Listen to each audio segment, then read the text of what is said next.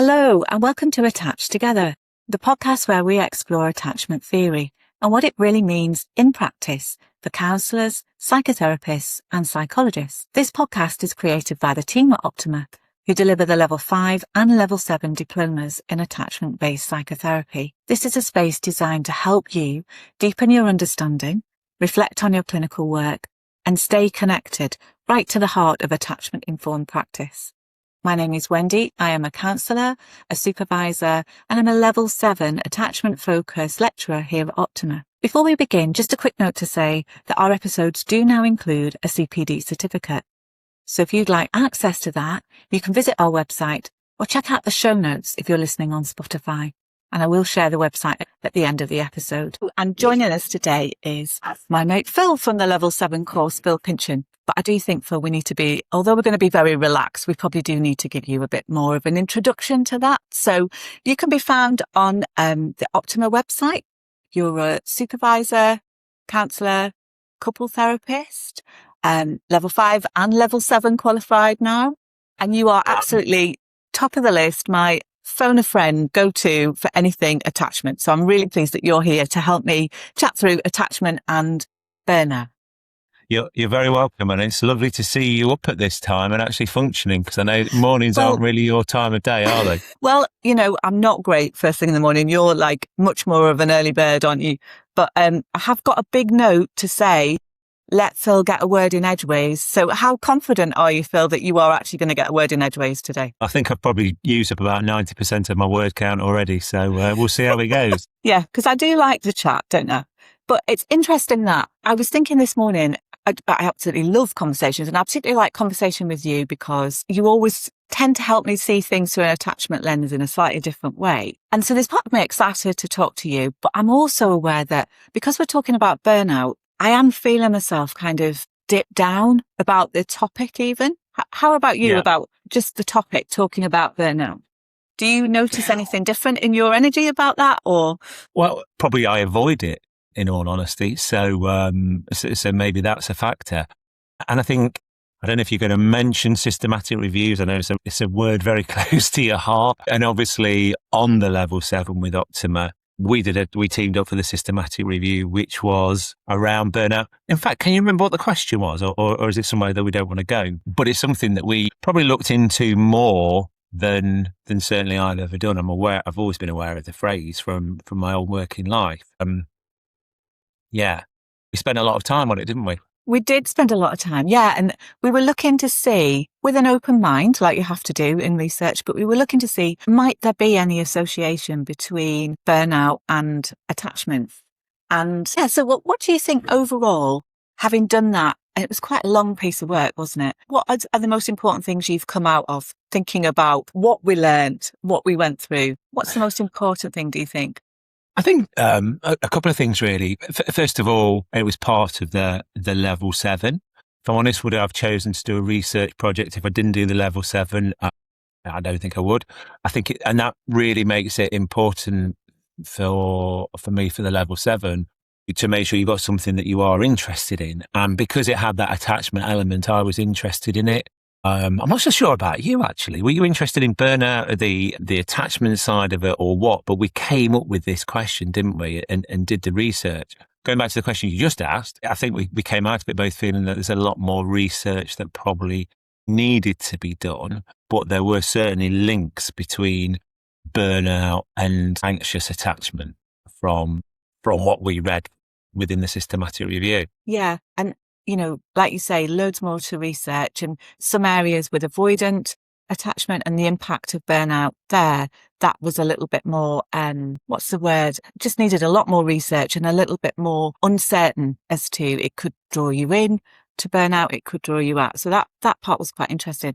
I think, yeah, in terms of me and burnout, I was much more interested in resilience and thriving and flourishing and, you know, but we need to know what burnout is in order to continue to thrive and flourish, really, don't we? So it is a really important topic. And I think what draws me into it the most is I'm really interested in working with shame and with loss. And I think there is quite a bit of shame around burnout. And you had really nicely said to me at the end of some meeting that we'd had towards the end of the level 7, and I'd said, oh, I'm tired, or whatever I'd said. And you had really kindly said, so do you think that was a bit of burnout? Do you think you've got a bit of burnout? And I made some dismissive hand gesture. Oh, no, I'm just tired. But I said to you afterwards, finally, I was kind of, oh, I'm coping very well. Thank you very much. What do you mean? Yeah, what do you mean? How ridiculous is that? That actually we'd done this huge piece of research on burnout together, and I was uncomfortable to be asked about it. Well, what's really interesting about that for a start is you just said I worded it kindly. Your reaction, I didn't feel as I worded it particularly kindly, I must admit. And I suppose I noticed that as well in thinking, straight away, what is that? Is that actually you're irritated? Is that burnout? Is it an attachment defense on show? But it was a lot of work, wasn't it? And probably that was our, another one of our catch up meetings that we'd had. I think it was probably over Christmas, wasn't it? So we're probably both, weighing that up as well and wanting to not be involved in something, but being drawn into it in some way. I don't know. It's fascinating, isn't it? But going back to your point, what did you notice in yourself that might have been burnout? In fact, before we do that, just before you answer that question, probably just for what we're talking about today. Obviously, Christina Maslach is like, the queen, the person that come up with the Maslach burnout inventory and just done loads of work around it. What is her definition of burnout? Yeah, well, that's a really good point, isn't it? Because we just want this to be a chat without getting too technical, but equally, we do need to know what we're talking about, don't we? So, like you say, she's one of the pioneer researchers around burnout, and she's got those 3 elements to her definition. So she says, in burnout, there is this emotional and physical exhaustion. So fatigue is a sign, is one of those definitions. Then the second one is a really sad one in a way for those of us, who work in the caring profession. It's when we start to become cynical or depersonalized. And the third one is a reduced sense of achievement, when we feel that actually we're not really being very effective in what we do. And those 3 together combine to make this sort of stress response, this phenomena that we've called burnout. And again, that was something I wanted to ask you. Do you think that we need a different name in order to sort of get a different approach? Maybe, if I think I reacted to burnout as a word, and I think that I obviously, until I'd gone away and reflected on it, I'd obviously attached some sort of stigma to that, hadn't I? I didn't want to admit it. To me, it was as though, oh, I'm not coping, which is a terrible thing to kind of think. Because, when we looked at the research, up to 50% of people at some point, counsellors and psychotherapists, experience burnout. So it's just a pathway along to more and more stress. We're all on that pathway at some time, probably. And it's just being able to recognise that and turn around and get back on a path that feels a bit more nurturing and flourishing. But is the problem not being able to talk about it? Yeah, and I know you don't like the word, do you? It does jar with you somewhat, which in itself, I wonder what's behind that. And I'm wondering about sort of the attachment behind that, because burnout is this word that, as you mentioned a moment ago, it jarred you when I kind of intimated that perhaps you're experiencing a bit of it. And I didn't know that. It was genuine in their question. And it may even have been tongue in cheek, but it jarred. And I wonder how much of it was the word and what you associate with that, and maybe how society reacts to the word burnout. But when I think about burnout, it's when something's burnt out, it's finished, it's done.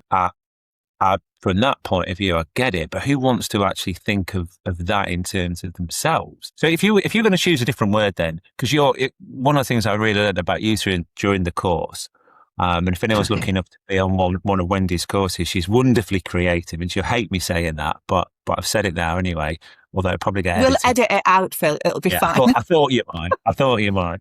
But what word would you use? What would hit the mark for you? Great question, isn't it? I don't know whether I've got my own word quite yet, but I am still working on it. I really loved what you said about if something has burnt out, that's it, it's finished. And I think you've really got something there that maybe that's what I don't like about the word, because what I found fascinating was this 5-stage model. I'm probably going to forget who it was that did this 5-stage model and not be able to pronounce the name, but I'll see if I remember and bring it up later.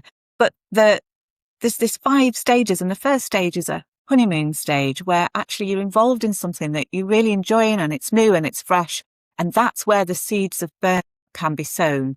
But the fact that it's a 5-stage model tells us that it's not a one-off thing. It's not a process that you just burn out and that's it. There's a pathway along it. And So that first stage then, I suppose what I'm getting from that is almost that excitement, the honeymoon period, is actually forms part of the burnout. So it's something that means something to you, or you do a lot, because burnout is associated with a job. And I guess regardless of your job, even if you hate it, you're heavily involved in it because you spend so much time. But even that's quite fascinating, isn't it? Because the seeds are sown with the enjoyment part, really. yeah, I found that really interesting. It made me think about, because what happens is I could certainly recognize this in myself. I get caught up with something that I'm really interested in.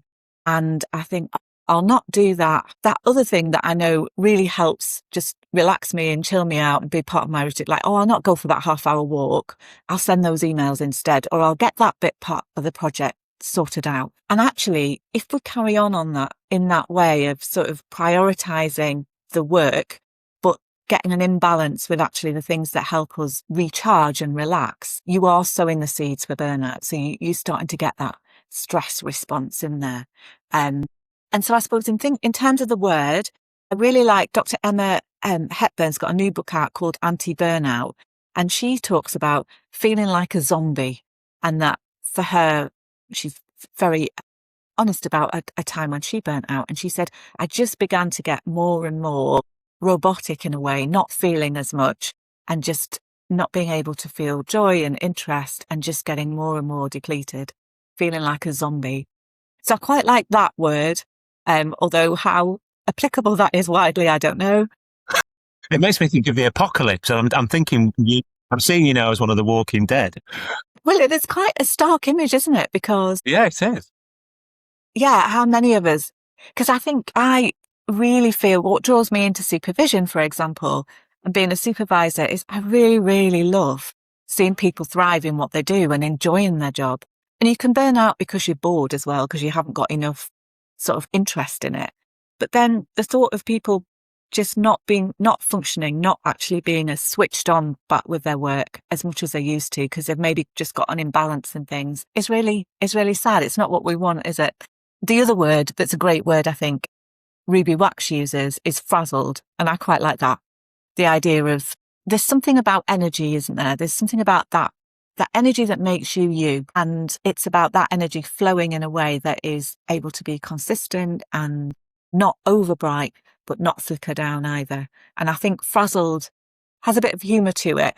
Maybe it's less scary than burnout, the word frazzled. Yeah, I think that's what I get from it. And I think it's almost, is that watering it down? Is that part, again, of a some sort of attachment defense on show that, well, no, I'm not actually burnt out. I'm just a bit frazzled at the moment. And I wonder if there's something in there. I think about supervision. As a supervisor, if a supervisee comes to me or to come to you and they're just, oh no, I'm all right, I'm just a little bit frazzled. Actually, that's a great cue, isn't it? To probably explore a little bit more about, that's okay, what's your workload at the moment? Where is it you're working? How much autonomy have you got with the work that you do, and all those types of factors? Because there was, you very kindly introduced me to that podcast that it was Christine Maslach, and Christina was talking about her new book, or her latest book. It's a couple of years old, and the 6 areas of work life that impact burnout or are signs of burnout. And workload was one.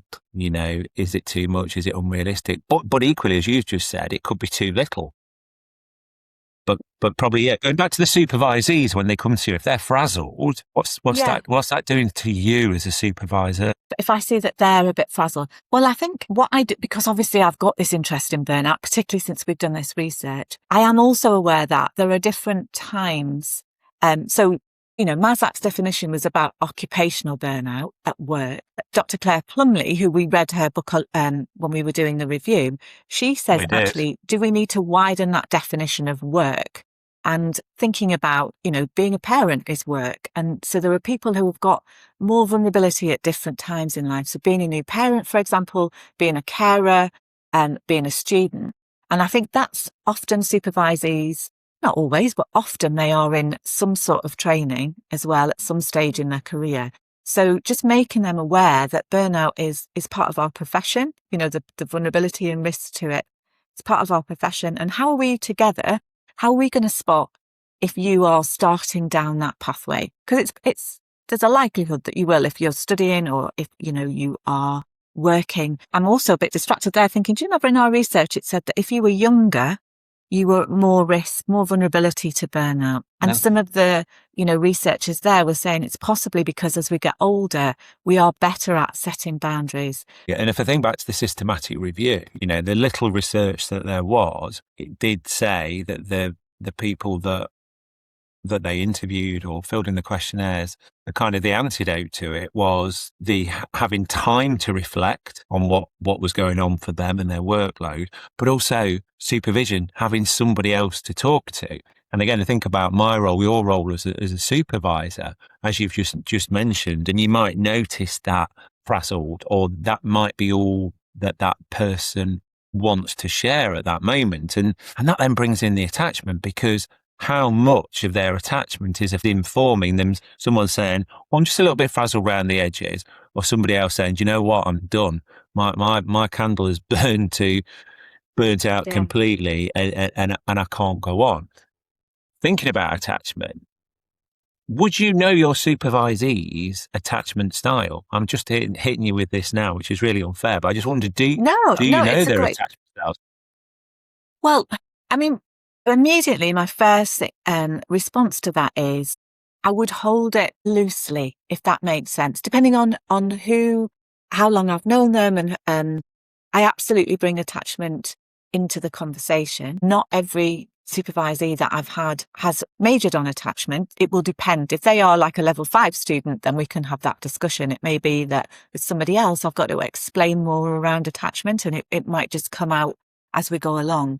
But I'm certainly aware of some of the behaviours that might indicate someone is responding from an anxious viewpoint or from a withdrawal viewpoint. And I actually do really think about that in terms of how I give feedback, or even how I would approach a topic like burnout. So for someone who finds it difficult to trust other people and to be open about their feelings, especially their feelings of vulnerability, I'd be particularly aware of that and do a lot of normalizing and perhaps even a little bit of self-disclosure around how normal it is to feel burnout and what would they need to feel safe to talk about that.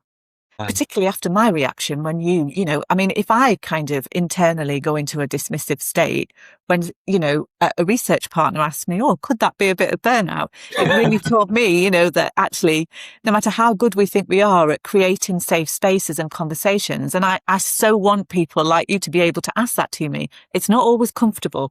So I try to remember that.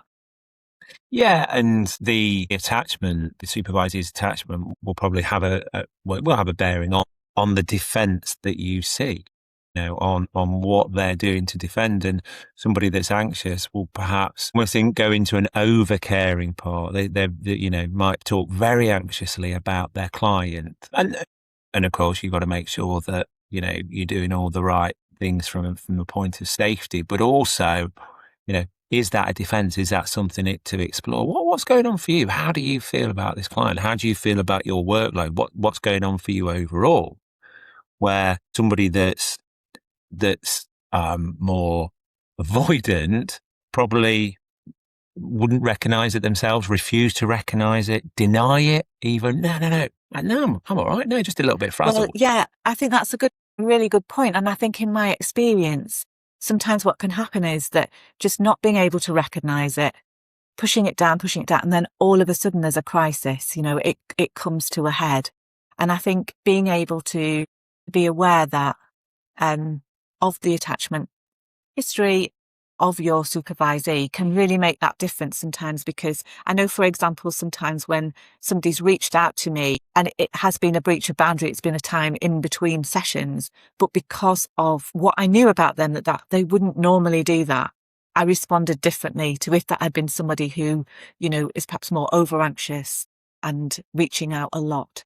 I'm hoping that makes sense, but it's kind of just realizing that it's about trust, isn't it? And for some people to reach out to you is such an expression of trust. And we've got to be tuned into that. I think that's the other thing about attachment, tuning in to where someone is, and being willing to go with that. Yeah. And I think as supervisors, if we've got if we can notice those defenses and just check out, is that an attachment defense? And it might not be. And we might become hyper vigilant to it or to burnout, but it's okay, isn't it, for us to just to check it out and see what's going on for our supervisee. Yeah, and as you're speaking, I'm also thinking I do try to weave in a whole work-life balance kind of discussion from the beginning. You told me a really great question that you ask at the start of most of your sessions. I sometimes forget, but what I try to do is to weave in right at the very beginning, rather than a general "how are you doing?" Although sometimes I do just use that. But I might try and ask something just a bit different, like, what's your work-joy ratio at the moment? How would you say that was? I might sometimes say, just looking back over the last week, what was a moment of joy? Or when was the last time you had a really good belly laugh? And it may sound as though that's just going completely off track, but actually I'm just inviting the supervisee to think about the work-life balance, really. And I also, want it to be a safe space where people can talk about where they are in terms of whether they've got that balance right, and how we might address that. Because I think personal, professional development in supervision is obviously really crucial, and we need to be able to talk about ourselves a little bit within the boundaries so that we can provide good care. And I think it's about destigmatizing any shame around struggling, finding things difficult, normalizing that. We do get that balance wrong sometimes. And I'm always curious, Phil, about private practice, because one of the Maslow areas that she says we can go down the pathway to burnout in is the culture in a place, or the how much autonomy we have. Do we have a sense of belonging? So how do you, in private practice, how do you monitor or help yourself in terms of making sure you're not too far down the path of burnout or on it at all? It is an interesting question, isn't it, in terms of when you're working for yourself? And it's a really boring answer, isn't it, to say supervision, but it's supervision. And the people that are around you, the people that know you the best, that obviously they will probably notice it, but you might get a bit of a response of, no, I'm fine, or depending on what your own attachment style is. You've made me think, again, big function of supervision is to prevent isolation. And we do get a bit blasé, don't we? Or, use supervision, but maybe as supervisors, just a reminder that we are that connection we are there to help ease the isolation, and normalizing the fact that we have ups and downs in our work, and we have ups and downs of energy levels and pressures, and just supervision being a space where you can talk about that, being approachable enough to do that, and being able to, just even say, how would I know if you were getting burnt out? And I think often at the beginning of supervisory relationships, that's a good place to do that. What is your stress signature? How would I know you're getting stressed? I think those sorts of questions can be really interesting. And you might have to play a little bit with self-disclosure around, I know if I get stressed, or if I'm going along the steps to burnout, I start to get more irritable. Yeah. Again, I love the way that you put that. But I remember on level 5, when we first started talking about self-disclosure in attachment-based psychotherapy, and, we all reacted to that differently. I was actually quite comfortable with it because a supervisor of mine had really encouraged me with a particular client that I had that I shared lots of similarities with, to self-disclose a bit, because that would be really useful. So I think it's fantastic if like anything, isn't it? If somebody has got a sense of what it is you're going through, that's really helpful. So being able to, as a supervisor, say, I've had times, when I felt burnt out, and maybe this is what's happened. You're not stealing their space. You're just helping them probably to rationalize that's okay. Going back to what you said there about those questions, that understanding it, what does burnout look like for you, or does stress look like for you? They're great things for a supervisor to know, aren't they? And your questions that you ask at the start about your joy rating, or I'm sorry, I can't remember exactly how you put it. They're very Wendy, aren't they? They're great questions to ask as you're creative. And yeah, that's interesting, isn't it? I think, you do use your personality, isn't it? I like, it's not about catching people off guard or anything, but it's just, I think if you word things differently, it just takes us aback a little bit, doesn't it? And gives us space to really think about that. And I suppose one of the advantages we've got, Phil, is that as supervisors, we can say, having done this piece of research on burnout, we want to talk about, make sure that, we can normalize it and talk about it. So we can kind of bring that in, can't we? So let me ask you a question then. How have you used what you've learned about burnout, not only just to help you with your work, but how have you used that in your supervision? Because as supervisors, we have supervision. We have supervision of supervision, and we also have supervision of our case studies. How's that come into place for you? Well, that's an interesting question, isn't it? I think that... Sorry, you weren't expecting that. No, I like them. It's good. I think that, if I'm honest, what I found that I take to my supervision is what we found about the different. So if you move out of the secure and move along the scale into anxious or avoidant, in terms of burnout, there are different vulnerabilities depending on which side of the scale you're in. And I think I take to supervision now more awareness. If I'm starting to get a bit cynical, that is really unusual for me. So I'm on the lookout for that in myself and other people. And is that a sign of burnout? That depersonalization where we're just not caring as much. And also the other bit about, I think most of us as counsellors have imposter syndrome, and where is that actually, that sense of, I'm not really achieving, I'm not doing very well. Could that actually now be linked to burnout? So I think I maybe just make it, I'm linking it, those things, to this area of burnout. And I think about, so how can I stay in that secure state, window of tolerance? It's not just about the interpersonal factors for me. It's also about the circumstances. How can I get balance? And I use supervision a little bit more to think about that. What's going to balance me in this situation? I'm hoping that makes sense. Yeah, it does. And I think, knowing in yourself, and maybe this is a question to ask supervisees about, are you doing the things that help that joy rating? Have you got your holiday booked? Have you, made sure that you're doing your daily walks or whatever it is, those things that, make, I guess, life more interesting really outside of work. That maybe when you're low on energy because you're burning out, there's nothing else to burn, that you could stop doing and go into that protective state where maybe we pick our phones up and doom scroll for an hour. Yeah, exactly. And that kind of racing mind where it's hard to switch off. I think the other thing around sort of, which can be linked to attachment, people pleasing and striving, taking on too much and then feeling overcommitted. And then what do?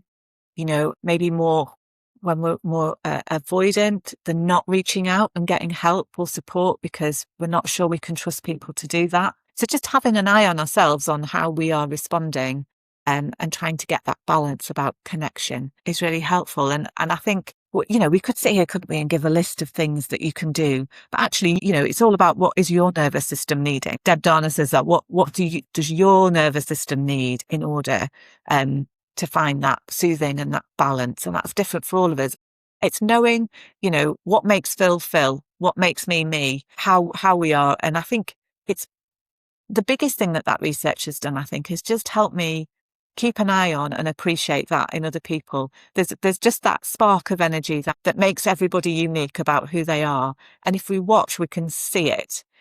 So like if I'm on good form, I do love words and I'm creative and I'm kind of like to have fun. And I really kind of connected with you around that. So it's just watching out where if I start to get tired or worn down, I start to withdraw a little bit from that. And it's just watching for that spark, appreciating it in other people, and just finding sensitive ways to have those courageous conversations, to just say, how are you doing with your energy? Find the words that will help open those conversations. That's what I think I feel a bit more passionately about being curious about burnout and being safe to talk about it. Yeah. No, I think you put that brilliantly. That really means something to me and perhaps it will to other people as well. I guess it's an unintended benefit of doing a research project, really, isn't it? Having gone into something in the depth we did, you can't help but be immersed in that information. Yeah. Just having that question, having something that you're interested in to look at is really helpful. Just going completely off the subject a little bit, but I just wonder. I was listening to a podcast the other day, and they were talking about willpower, and they were talking, talking about it as almost, is it this innate quality, or is it something that we can all find in ourselves? And I just wonder if there's an impact of willpower, whatever that is, around attachment styles, around burnout. I don't know. I'm just hitting you with this now, aren't I? No, do you know what? Yeah, do you know what? What I've enjoyed actually about chatting with you today is that a few weeks have gone by from the end of the research, and I think somebody on our course really succinctly described it as like a bit of a black hole, because research does that, doesn't it? You know, it's an intense process and it draws you in. And I feel like now, actually, having come out the other side, it's really helpful for me to have a chat like this with you, just to kind of reflect on what I've learned. But when we were chatting pre-podcast, I thought about the other way you can burn out that I'm interested in is as carers, and the idea of chronic conditions that are there that we have to manage all the time. And I said something to you like, no, an insecure attachment place that we go to can almost feel like a chronic condition sometimes, in the sense that you've got to keep regulating yourself. You've got to keep coming back to safety. And if you're in a more secure position, you're not necessarily having to think about that so much. So is that linked to this, do you think, this idea of willpower? That's what it made me think of, that it's hard work sometimes. Absolutely. And actually going back on that point that you said there about attachment, is your attachment style chronic? And I think that's where, earned security would say that it's not chronic, because we can achieve earned security. How do you do that? Well, I suppose it's becoming your story self, understanding your story. And I'll sometimes say this to clients, your story, it's the difference between knowing your story, because we all know our story because we've been there, but then there's really understanding it. What's it done to us? And when you do that and you become this storied self, as we say, and perhaps understand your attachment style, or at least your defenses, then maybe that becomes more acute than chronic, because it's still going to come up at various times, but it doesn't necessarily have to define everything. Sorry, that was not really about willpower, but the willpower bit for me was, if you are, let's say, avoidantly attached and you're kind of told you should have more willpower, then that's probably going to sit with you in a way of, right, yeah, I'll just get on with it, get my head down. I've got to sort this out. Maybe if you're anxious and tell me what your ideas are, and be like, no, I'm missing willpower. What's wrong with me? Kind of thing. It's really interesting how, maybe society say, well, you just got to have more willpower. What is that? Is it an innate thing, or is it something? And I listened to podcasts about it, and they said, really, is there any such thing as willpower, or is it just putting into place good plans so that you do things? Yeah. I suppose I'd ask for you, actually, going right back to the beginning of this, I'd say, well, what's another word for willpower then? I feel like in order to get into that, I'd need to kind of think more about, well, what is will? I suppose there's something about self-determination, isn't it? It's almost like it's your responsibility to do this. You've just got to find a way to do that, which is a more avoidant, comfortable place.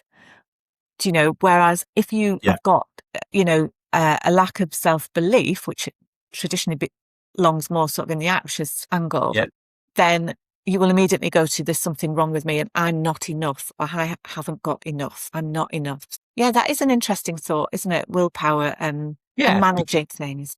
Yeah, it is, because then if you are avoidant and you feel like you've got to just battle through everything, that means perhaps you won't talk about being burnt out. You'll just really try and power through it all the time. Yeah.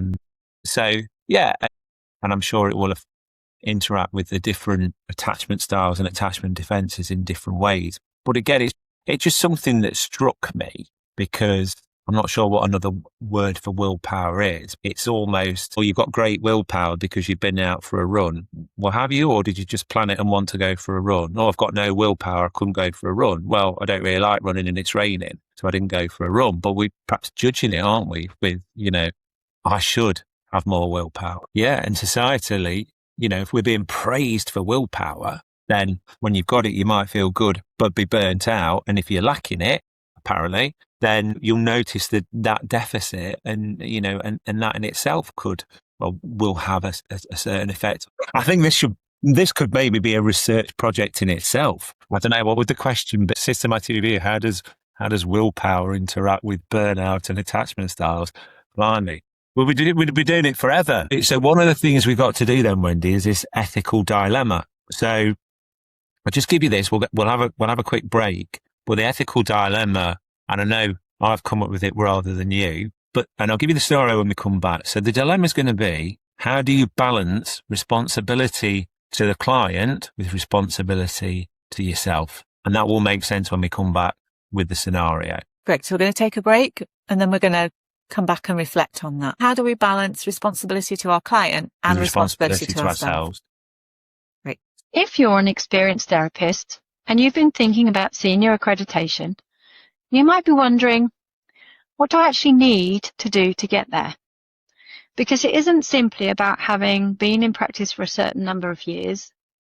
It's about being able to demonstrate a more advanced level of clinical practice, how you think, how you work with complexity, and how you've developed professionally. And that's exactly what our attachment-focused psychotherapeutic pathway to clinical mastery, awarded and accredited by the CPCAB, has been designed to support. Across the course, you'll develop in 4 key areas: clinical supervision, attachment-focused couples therapy, advanced trauma practice, and clinical research.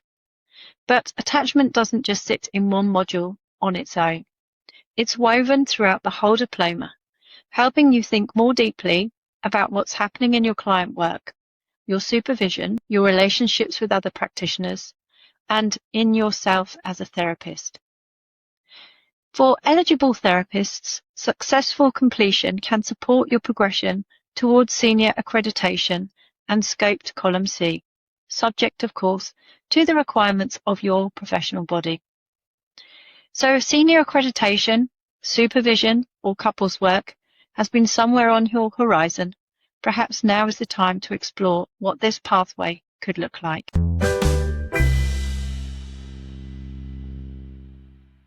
We're back. Welcome back. So just to repeat, the ethical dilemma. How do you balance responsibility to your client with responsibility to yourself? So the scenario I'm going to give you. So the therapist recognizes they're emotionally exhausted and dreads seeing one particular client. They continue working because they need the income and don't want to abandon the client. So I don't know if that's ever a situation you've been in, Wendy, but imagine you're in that situation. What's going on for you? Yeah, I mean, and it's something that could easily come up, isn't it? I mean, I'm thinking about life happens and people have bereavements, for example, or, therapists have bereavements, therapists have relationship issues. There are times that your outside life can notch up the pressure on you.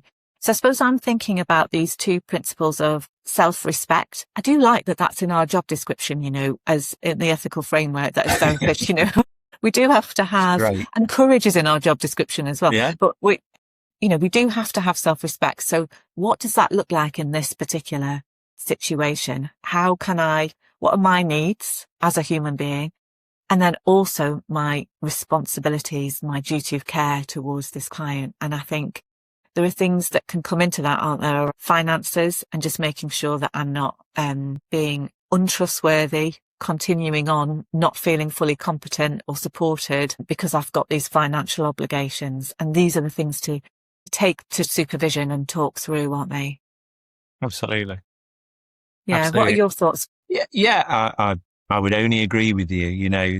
We have got responsibility to ourselves in, want to abandon clients, but responsibility to ourselves in terms of most therapists work because they need an income. So that's part of it. And maybe something's happened in your life where it actually becomes quite vital. So that's a huge responsibility that you have to yourself and perhaps your family, but also having that responsibility to the client. And it is a balance, isn't it? And you probably don't want to abandon your client. I think just those combinations of you've got that responsibility to self, but we don't want to leave, the duty that we have towards the client, but it's looking at that duty and making sure that we're actually able to fulfill it. And as you were talking, what came to my mind is that this is where there's those robust, rigorous, honest conversations in supervision.